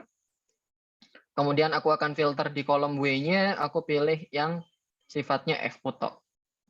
Nah, di sini teman-teman perhatikan ya, di pojok kiri bawah. Di sini kan ready. Tapi kalau aku klik OK, nah munculnya itu ada 2121 of 994 yang artinya adalah data kita memang benar. Datanya ada 2121 data. Kayak gitu. Itu salah satu caranya, teman-teman. Nah, karena ini aku juga ada keterbatasan waktu, mungkin nanti di Q&A aku bisa ngasih gambaran dikit juga terkait SAM mungkin. Kalau teman-teman ada pertanyaan terkait itu, aku akan coba cover terkait ada cara yang lebih efektif nggak sih, Mas? Kalau misalkan kita ingin agregasinya nggak cuma pakai count nih, tapi pakai sum, pakai apapun itu, gitu-gitu. Nah, di sini aku akan mengenalkan yang namanya adalah pivot table. Nah, pivot table di sini. Jadi, kalau misalkan tadi teman-teman udah pakai function nih, udah susah payah pakai count ifs, pakai apapun itu, pakai sum. Tapi teman-teman ngerasa butuh yang lebih cepat, butuh yang lebih ekstensif kayak gitu. Nah, kalau misalkan dengan posisinya kayak gitu, teman-teman bisa pakai yang namanya pivot table. Di mana pivot table itu kita gunakan untuk menjumlahkan data, summarize ya, mengumpulkan data. Kita ingin agregasi data menjadi lebih cepat atau lebih akurat atau lebih simple lah. Kalau misalkan aku praktekin secara simple ya, kalau kita simplified, kalau kita ingin dapetin FU, kita dapatnya 2121. Tapi gimana kalau misalkan aku Ctrl Z dulu atau aku refresh dulu deh. Nah, kalau misalkan OF ada berapa? Kalau misalkan TE ada berapa? Nah, ini kan kita harus pakai function yang sama ya. Kita drag kayak gini kan berarti. Kita ganti aja FU-nya menjadi OF. Kemudian di sini ini adalah TE. Nah, kita kan kayak gitu ya, kalau cara manualnya. Nah, kalau cara otomatisnya, kita bisa pakai yang namanya pivot table. Jadi pivot table, cara pakainya adalah dengan, silakan teman-teman bisa Ctrl A, bisa klik teman-teman Ctrl A, ini nggak apa-apa dipakai aja. Jadi Ctrl A itu semua data akan diblok seperti ini. Atau misalkan di Mac, teman-teman bisa pakai comment ya, comment sama FNA kalau nggak salah. Setelah diblok, silakan teman-teman klik insert yang ada di atas ini. Kemudian teman-teman pilih pivot table. Ada di paling kiri. Jadi kalau teman-teman klik, nah maka ini nggak masalah. Ini teman-teman okein aja dulu. Jadi ini cuman buat gambaran datanya aja. Kalau kita klik OK, nanti munculnya kayak gini teman-teman. Munculnya adalah si pivot table. Jadi caranya sama tadi ya. Di blok semuanya, kemudian klik insert pivot table, di OK aja. Munculnya kayak gini. Nah, kita bisa ingin mereplikasi apa yang sudah kita buat di sini. Kita udah punya FU, kita udah punya OF, kita udah punya TE. Angkanya segini. Kita ingin buktiin nih, kalau cara cepatnya gimana? Oh, cara efektifnya atau cara yang lebih simpel, kita bisa pakai pivot table. Jadi, kita ingin bandingin nih, si pivot table ini kita bandingin apa? Oh, FU, OF, TE. Ini apa? Ini adalah kolom W, yaitu kategori. Berarti di sini sheet 1 kita ingin milih yang kategori. Berarti kita scroll, kita pilih kategori 2 ya. Kategori 2-nya silahkan teman-teman gunakan masuk ke rows. Munculnya sama kayak ini ya. Nah, sama. Di sini sama ya. FU, OF, TE. Baris. Nah, untuk dapetin jumlahnya atau berapa datanya, drag aja kategorinya sama, tapi di sini masukkan ke values. Maka akan dapat hasil yang persis sama dibandingkan dengan apa yang teman-teman dapetin di sini. Gitu. Jadi bisa dibilang penggunaan pivot table ini menjadi lebih simple daripada penggunaan function. Tapi aku sangat menyarankan teman-teman untuk paham dulu function ini sebenarnya dipakai buat apa, baru nanti pivot table-nya akan kepake. Gitu. Dari aku itu aja. Pas mepet 1 menit, mungkin aku coba balikin ke Kak Mita nih untuk sesi Q&A. Silahkan. Oke, baik. Terima kasih banyak Mas Sifaul atas materinya yang luar biasa nih, bermanfaat banget buat kita semua. Mungkin kita bisa kasih virtual applause ya buat Mas Sifaul atas materinya, bisa pakai reaction, tepuk tangan nih buat Mas Sifaul. Oke. Baik, terima kasih. Sebelum kita masuk ke sesi selanjutnya, Q&A, mungkin kami berikan waktu kurang lebih 5 menit untuk teman-teman beristirahat sejenak, refreshing gitu ya, habis dapat materi mungkin agak pusing apa gimana gitu, mungkin mau refreshing dulu, minum, dan buang air kecil. Mungkin kami berikan waktu kurang lebih 5 menit, nanti kita ketemu lagi pukul 16.47, dan teman-teman saya ingatkan selama sesi break nanti, teman-teman boleh mengisi link feedback dan absensinya yang sudah di-share panitia di kolom chat, dan juga teman-teman bisa nih mempersiapkan pertanyaannya kepada Mas Sifaul. Kalau misalnya teman-teman terkendala untuk on mic, bisa nanti pertanyaannya dituliskan di kolom chat saja, nanti akan saya bacakan. Oke, baik, terima kasih. Kita ketemu lagi 5 menit ke depan.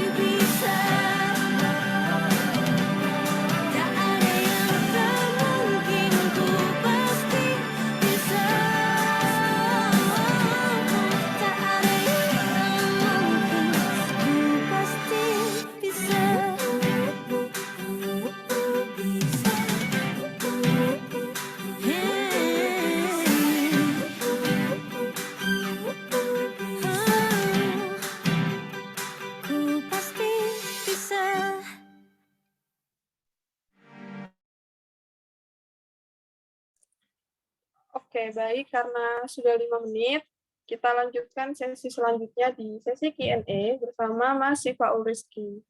Oke, baik teman-teman. Jika ada yang ingin bertanya, saya berikan kesempatan kepada 3 penanya terlebih dahulu. Mungkin bisa raise hand dan bisa on mic jika memang tidak terkendala jaringan.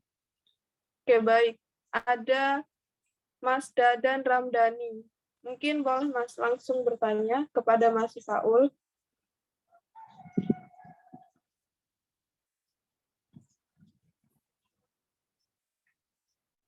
Oh, baik. Saya bacakan pertanyaannya, Mas. Oke. Assalamualaikum warahmatullahi wabarakatuh. Selamat sore. Sebelumnya, mohon maaf saya izin bertanya.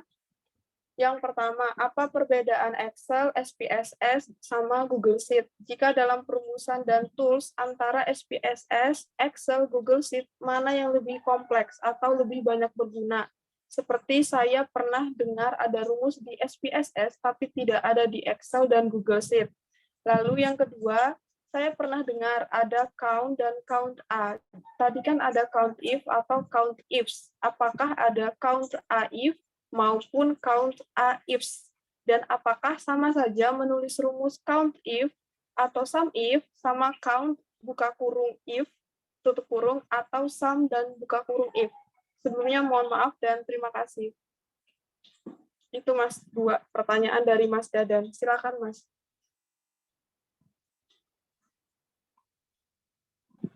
Oke, sip, thank you. Sorry tadi sempat ke-mute ya. Jadi pertanyaannya aku juga sambil ngecek di kolom chat. Thank you banget tadi Kak Mita udah dibacain. Mungkin aku bahas dari sisi yang pertama dulu kali yang lebih simpel. Nah, sebenarnya apa sih bedanya antara Excel, SPSS sama Google Sheet? Sebenarnya dari thank you banget tadi sebelumnya dari Kak Dadan ya. Sebenarnya antara Excel perbandingannya sebenarnya agak kurang pas sih ketika kita mau bandingin Excel, SPSS sama ya kita nyebutnya Google Sheet lah. Kayak gini. Apa sih bedanya kayak gitu? Sebenarnya kalau Kak Dadan sendiri ngebandingin antara Excel sama Google Sheet itu valid karena apa? Excel sama Google Sheet itu sama tipenya, sama-sama tipe spreadsheet atau tipe-tipe yang kita untuk nampilin tabel, untuk melakukan kalkulasi, melakukan visualisasi apapun itu sama. Tapi di sini SPSS ini levelnya udah berbeda karena di SPSS sendiri fokus utamanya dia itu lebih ke statistical, lebih ke advanced statistik. Jadi kalau memang pertanyaannya adalah yang lebih kompleks yang mana, jelas SPSS. Tapi yang lebih kompleks nggak selamanya akan berguna buat setiap orang. Aku bilang kayak gini karena even aku lulusan matematika, aku juga jarang banget pakai SPSS. Aku lebih prefer pakai Excel atau Google Sheet karena untuk melakukan statistik aku biasanya pakainya Python atau pakai R. Ya, programming juga sih jatuhnya. Tapi secara umum kalau misalkan ditanya mana yang lebih spesifik, itu pasti SPSS karena dia itu spesifik untuk advanced statistical. Setauku juga dari teman-teman ITS Muda Berkarya juga punya beberapa service yang terkait SPSS juga. Nanti mungkin bisa disampaikan dikit lah Kak Mita gitu. Tapi secara umum yang lebih general memang Excel sama Google Sheet. Tapi ketika kita ngomongin di dunia kerja, ketika kita ingin ngomonginnya secara umum general ya, pasti penggunaan Excel sama Google Sheet jauh lebih dipakai daripada SPSS karena SPSS itu lebih spesifik nih, lebih ke statistik, kalau Excel Google Sheet lebih general. Ya contohnya kayak kita olah data kayak gini-gini yang sifatnya untuk cleansing, bersihkan data, kategori gitu-gitu lebih ke Excel atau Google Sheet. Itu pertanyaan pertama. Kemudian kalau pertanyaan kedua, apakah count A maupun count A ifs itu ada atau enggak? Nah, sebenarnya menarik sih. Kalau kita cek di count A ini ada. Jadi bedanya adalah count sama count A adalah kalau count A itu kita menghitungnya adalah menghitung dari sisi stringnya atau teksnya. Jadi kalau teman-teman pakainya ini adalah count A, ini count A ya. Nah kalau count A biasa dia itu ngitungnya berdasarkan dia berdasarkan di sini dia berdasarkan string atau teks. Count A. Misalkan aku ngeblok 4 nih, hasilnya 4. Tapi kalau aku pakai count biasa, ini count biasa ya. Kalau count biasa di sini nggak works. Kenapa? Karena kalau misalkan kita ingin pakainya kita ingin pakainya count, tapi di sini aku pakainya string, pasti jawabannya 0. Kenapa? Karena kalau count itu tujuannya untuk menghitung yang sifatnya angka-angka aja tipenya. Tapi kalau count A itu lebih general. Kita bisa ngitung teks, kita bisa ngitung angka secara umum. Nah, tapi apakah ada count A if atau count A ifs? Nggak ada. Tapi dari Kak Dadan bisa nih untuk pakainya gabungan sama seperti pertanyaan yang selanjutnya. Apakah sama aja kita pakai count if kayak gini, atau teman-teman samakan dengan count dulu, baru teman-teman pakainya if kayak gini, sama. Jadi sebenarnya count if itu kan dua function kan, function count sama function if. Jadi kalau misalkan Kak Dadan ngerasa perlu pakai count A, ya berarti pakai count A dan function if. Jadi nanti posisinya adalah count A seperti ini, kemudian di sini ada if-nya. Gitu. Gitu sih Kak Mita, semoga ngejawab ya. Jadi intinya memungkinkan kok kita bisa pakai dua function yang terpisah. Mau pakai count doang, kita bagi sama sum, atau kita bagi count duluan baru if, atau kita pakai count if secara langsung. Gitu. Semoga ngejawab ya. Oke, terima kasih Mas atas jawabannya. Ini ada lanjutan pertanyaan nih Mas dari Mas Dadan. Saya bacakan ya Mas. Kalau Excel dan Google Sheet sama saja, tapi saya pernah dengar ada rumus dan tools yang di Google Sheet tapi nggak ada di Excel. Iya, Gimana? betul. Itu ya kalau itu balik lagi ke service, ke pelayanan. Maksudnya ke pelayanan ini dalam artian yang teman-teman ketahui kan kalau Excel kan punyanya Microsoft. Jadi yang ada di sini itu punyanya Microsoft. Kalau Google Sheet itu punyanya Google. Ya iyalah namanya Google. Nah, dengan perbedaan ini jadi teman-teman akan ada expect beberapa perbedaan. Contoh, di Google Sheet itu nggak ada yang namanya XLOOKUP. XLOOKUP itu sebenarnya fungsi yang bisa teman-teman gunakan untuk mencari data itu ada di join data lah bisa dibilang. Di Google Sheet nggak ada. Tapi kalau di Google Sheet mungkin ada function-function tertentu seperti apa kayak gitu. Jadi sebenarnya apakah lebih prefer pakai Excel atau Google Sheet? Nah ini balik lagi tergantung kebutuhannya Kak Dadan. Kak Dadan lebih prefernya itu pakai Kak Dadan lebih prefer pakai yang di kerjaan atau di pekerjaan atau di ya sehari-hari orang-orang pakainya Excel atau pakainya Google Sheet kayak gitu. Karena dari dua hal ini agak beda banget nih. Bukan beda banget ya, tapi perbedaannya minor, tapi menjadi major atau menjadi besar jika teman-teman sangat membutuhkan function-function tertentu. Kayak contoh pakai XLOOKUP. Ini satu contoh. Kemudian contoh yang terakhir mungkin yang bisa aku sambil teman-teman ada pertanyaan lain adalah filter. Aku yakin buat Excel yang lama nggak ada function ini. Filter ini sebenarnya digunakan buat teman-teman untuk sama aja kayak teman-teman pakai filter. Misalkan aku ingin filternya pakai FO nih. Kayak gini ya. Nah, FO kan muncul semuanya.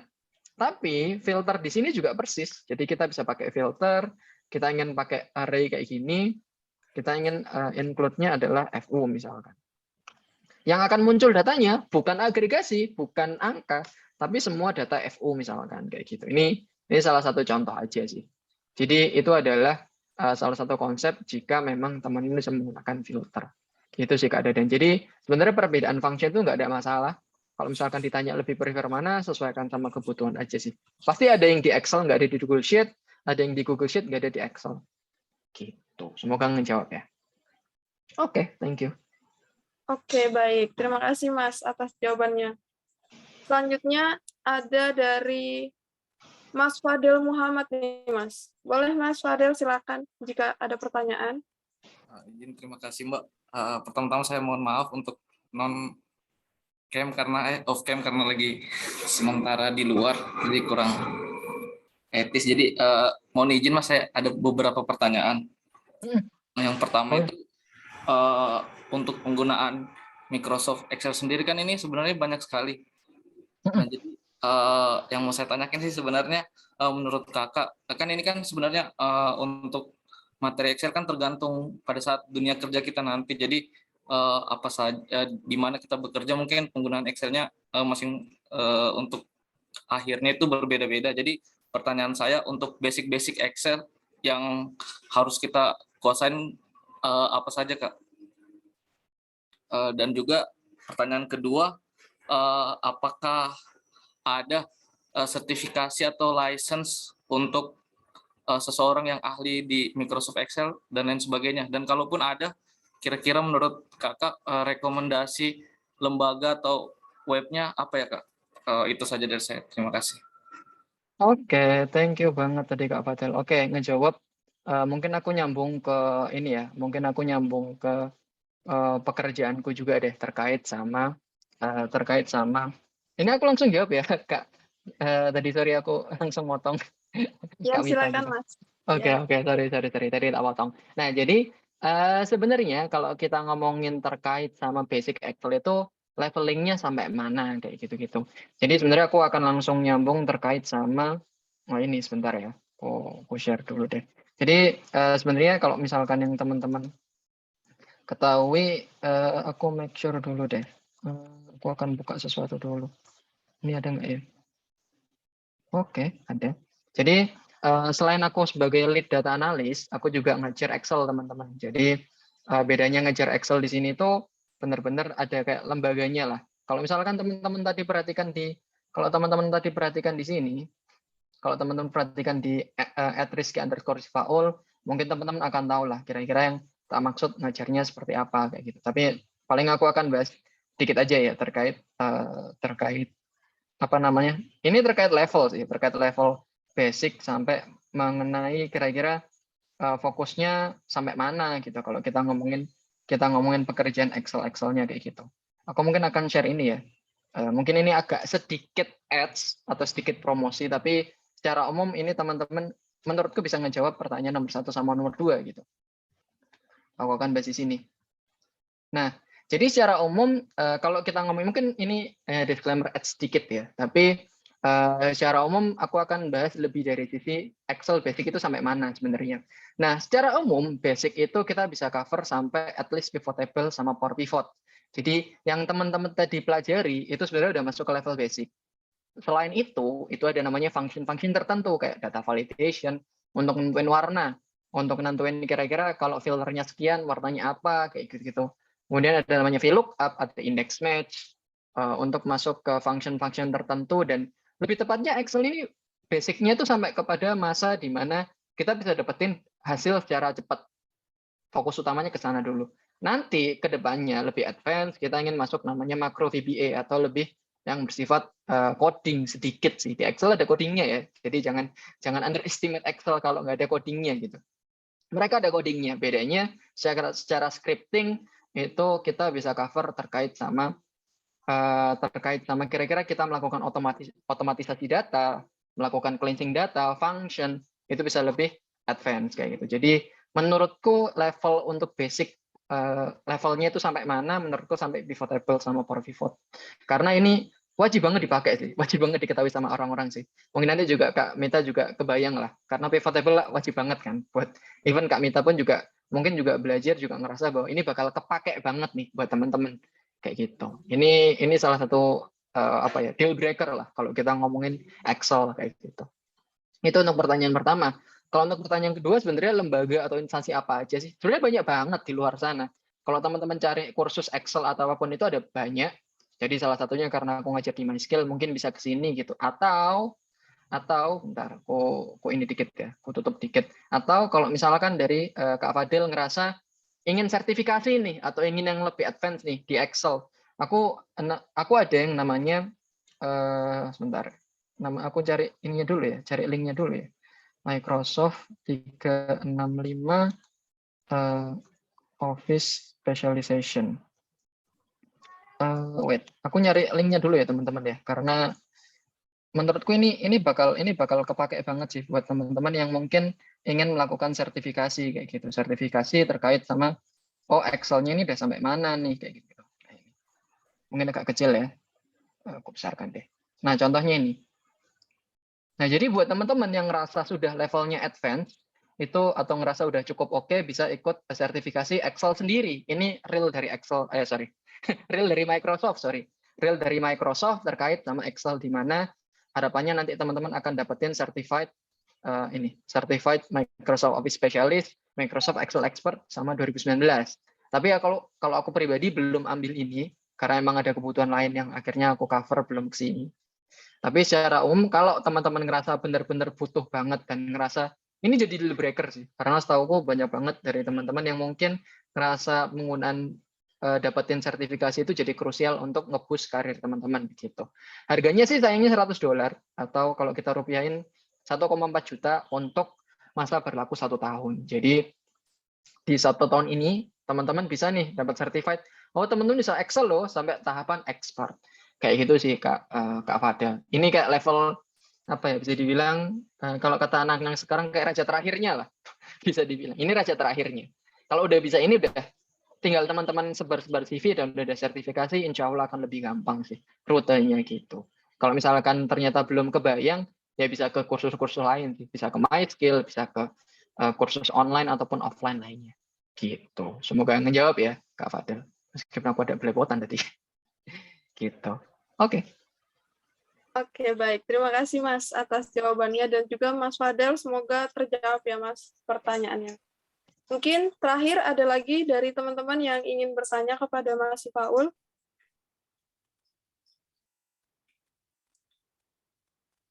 Oke, mungkin sambil menunggu saya mau tanya sedikit nih Mas. Boleh nggak nih Mas? Nggak boleh, nggak boleh. Boleh dong. Silakan. Oke.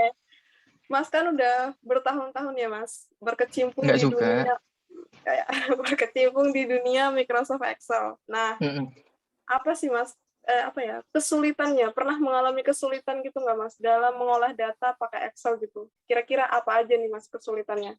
Baik di dunia kerja atau mungkin selama di kampus dulu Mas? Mungkin bisa di-sharing. Oke. Thank you Kak Mita. Sebenarnya fun fact nih. Pekerjaanku sekarang kan sebagai data analyst lead kayak gitu. Otomatis fokus utamanya untuk analisa data kayak gitu. Dan untuk analisa data sebenarnya teman-teman nggak harus pakai Excel gitu. Penggunaanku di Excel sebenarnya minor sih atau dikit banget gitu. Karena aku lebih pakainya kayak query, pakai kalau teman-teman tahu ada SQL atau SQL itu untuk query data, ngambil data secara lebih banyak. Kemudian pakai Python, pakai R untuk yang sifatnya scripting atau ngoding yang untuk modeling atau AI kayak gitulah, machine learning, deep learning gitu-gitu. Tapi aku prefernya pakai SQL sih. Nah, pertanyaannya adalah kesulitan apa yang dihadapi Excel sampai akhirnya ngerasa bahwa oh Excel jadi agak jarang gue pakai nih. Salah satunya kayak gini, teman-teman atau Kak Mita sendiri mungkin akan ngerasain lah. Salah satu contohnya adalah Excel itu terbatas. Terbatas maksudnya terbatas gimana? Coba ya kita lihat ya. Excel itu cuma bisa menyimpan data hingga 1 juta baris stok. Sedangkan jika nantinya teman-teman udah masuk ke dunia kerja, datanya itu bisa berjuta-juta baris. Itu adalah salah satu kendala pertama, dan itu bakal susah banget lah buat teman-teman kalau misalkan udah di perusahaan, terutama perusahaan besar, dan datanya itu nyimpen di mana-mana. Otomatis Excel akan menjadi sangat minor kepakainya. Tapi kalau misalkan datanya itu kecil, kayak ya 10.000, 20.000, masih bisa pakai Excel, ya akan pakai Excel karena lebih cepat. Itu keuntungannya. Bisa jauh lebih cepat analisanya, tapi kelemahannya terbatas. Nah, yang jadi permasalahan kedua yang cukup berasa adalah dengan penggunaan Excel, kalau misalkan datanya terbatas, semakin lama prosesnya akan semakin berat, teman-teman. Mungkin nanti Kamita juga bisa sharing pengalamannya pakai Excel ya, sampai seberat apa kayak gitu. Jadi pernah ada kondisi di mana Excel ini jadinya mintanya lebih banyak gitu. Sama kalau misalkan nih, teman-teman misalkan biasa di dunia komputer, terus teman-teman ngerasa bahwa oh laptopnya laptop lama nih, atau misalkan laptop baru atau kayak gimana, itu berasa banget bedanya. Jadi bedanya antara kalau teman-teman ngolah data misalkan 100.000 baris ya, untuk laptop baru sama laptop lama, pasti processing time-nya beda. Nah, itu yang jadi kendala kedua. Jadi Excel itu bisa dikerjain cepat atau enggak, itu menyesuaikan laptop teman-teman.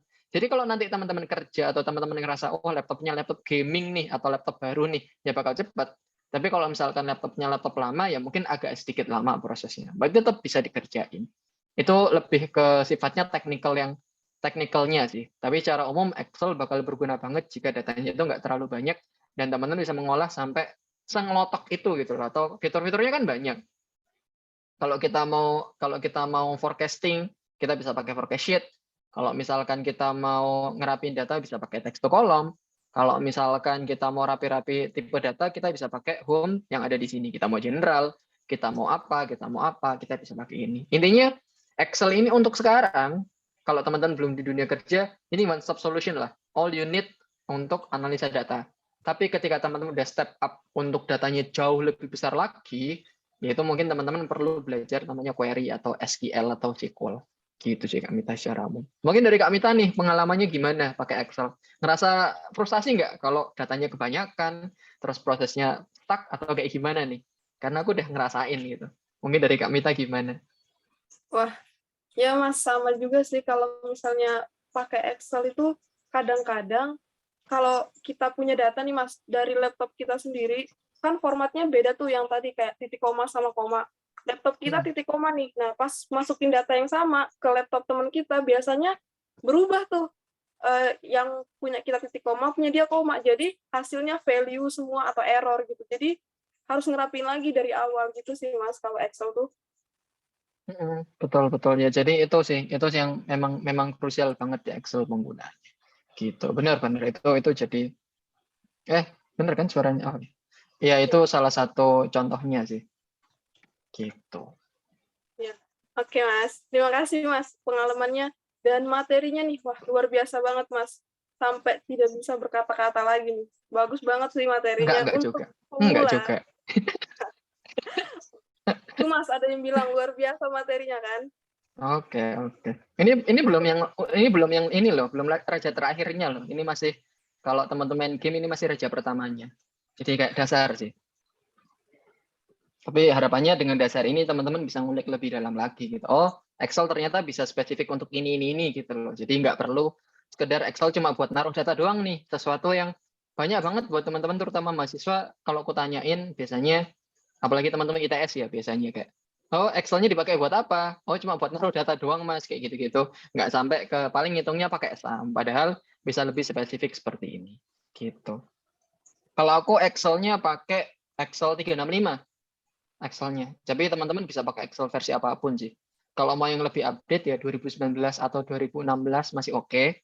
Tapi kalau misalkan yang benar-benar specified bisa ke Excel 365. Karena Excel kan versinya ada banyak ya.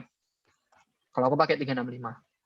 Gitu. Sesuaikan sama kebutuhan aja sih. Jangan terlalu memberatkan aja. Gitu. Itu sih Kak Minta kalau dari aku. Oke, baik. Terima kasih Mas Sifaul Rizky atas pemaparan materinya dan Q&A kita tadi luar biasa. Semoga ilmu yang diberikan oleh Mas Sifaul Rizky ini bermanfaat buat teman-teman dan juga semoga jawaban dari Mas Sifaul ini menjawab semua pertanyaan teman-teman. Mungkin kalau misalnya tadi teman-teman mau nih pelajari Excel lebih lanjut, bisa menghubungi Mas Sifaul atau tadi tuh yang myskill.id itu bisa banget buat teman-teman yang mau belajar lebih lanjut. Oke, karena sesi Q&A dan materi sudah selesai, izinkanlah saya untuk memberikan beberapa kesimpulan terkait dengan materi yang telah dijelaskan oleh Mas Sifaul tadi. Yang pertama, beberapa fungsi yang digunakan di Excel itu, yang pertama ada if, digunakan kalau misalnya kita hanya punya dua kondisi, benar, salah, baik, dan tidak. Lalu ada if, jika kita punya lebih dari dua kondisi. Jadi tidak hanya baik dan benar, bisa baik, tidak baik, sangat tidak baik. Lalu ada count if, jika kita pengen tahu nih ada berapa data kita tapi kondisi tertentu. Lalu ada count if, jika kita pengen tahu ada berapa data saat kita punya banyak kondisi, lebih dari satu kondisi. Lalu ada sum if, jika kita pengen tahu jumlah data saat kita pengen tahu atau saat kita punya kondisi tertentu, dan sum if saat kita punya banyak kondisi. Lalu tadi ada pivot table untuk menampilkan mempersingkat beberapa fungsi tadi. Jadi kalau teman-teman mau tampilannya lebih bagus, mungkin bisa pakai pivot table. Lalu tadi mungkin disinggung sedikit tentang VLOOKUP untuk menggabungkan beberapa data. Nah, teman-teman, itulah beberapa kesimpulan yang dapat saya sampaikan. Selanjutnya, izinkanlah kami, ITF Muda Berkarya, memberikan sedikit apresiasi kepada narasumber kami yang luar biasa, Mas Sifaul. Silakan kepada panitia yang bertugas. Oke, baik. Kita bisa mengambil gambar sebentar ya, Mas, dengan aba-aba saya. Kepada panitia, dimohon bantuannya untuk mengambil gambar. 1, 2, 3. Oke, mungkin sekali lagi, Mas. 1, 2, 3. Oke, terima kasih. Selanjutnya nih, buat teman-teman, boleh banget nih on cam kita mengambil gambar dengan pemateri kita yang luar biasa nih. Kapan lagi kita bisa mengambil gambar bersama-sama dengan Mas Sifaul? Saya beri waktu 1 menit ya, sampai 5.12 untuk on cam bagi yang tidak terkendala jaringan. Siapkan pose terbaiknya.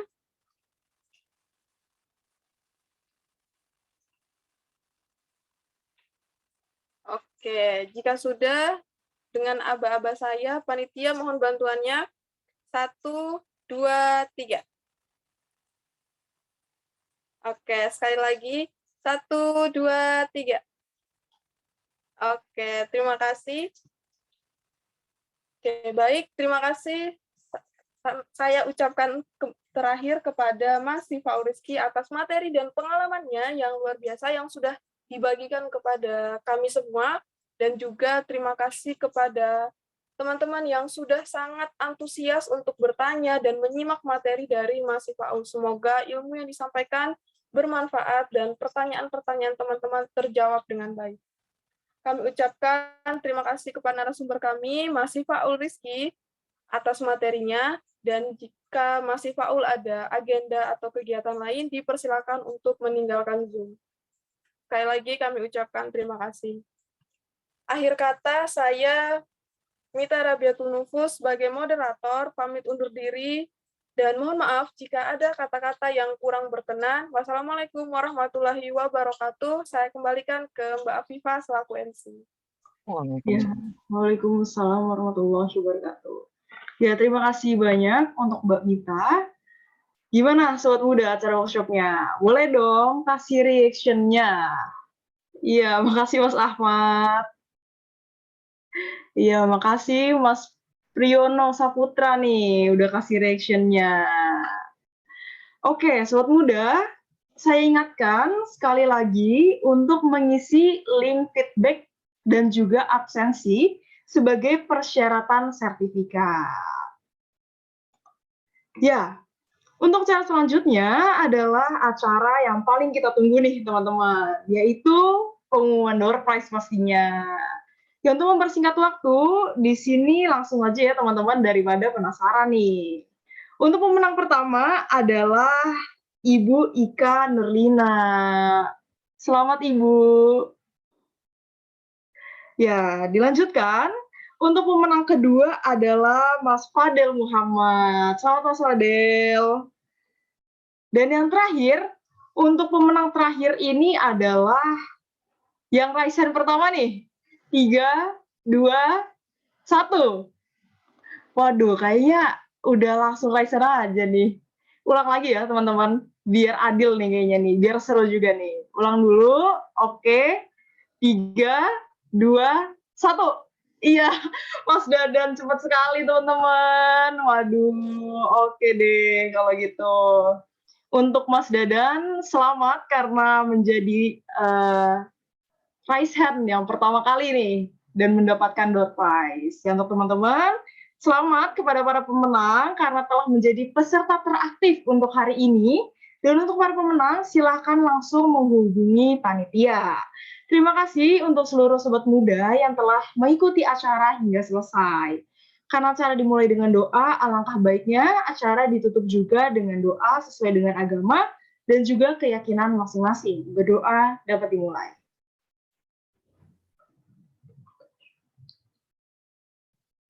Berdoa selesai. Alhamdulillah, akhirnya seluruh rangkaian acara telah kita lalui bersama.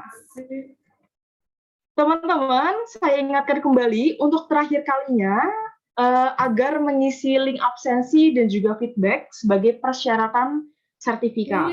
Aku menang. Alhamdulillah.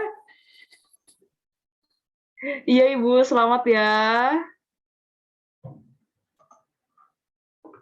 Kami mengucapkan terima kasih kepada Sobat Muda karena telah menghadiri acara workshop kali ini. Kami juga turut berterima kasih kepada media partner yang telah mensukseskan acara workshop kali ini. Saya Viva Anissa Damayanti Dan segera panitia, mohon undur diri, selamat sore, dan sampai jumpa. Wassalamualaikum warahmatullahi wabarakatuh. Waalaikumsalam warahmatullahi Waalaikumsalam Salam. warahmatullahi wabarakatuh. Waalaikumsalam Mas warahmatullahi wabarakatuh. Riono.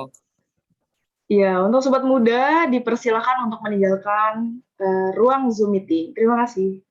Terima kasih Mbak, salam sehat. Iya, Mas, salam Terima sehat. kasih, terima kasih. Iya, Mas, sama-sama Mas Ifaul.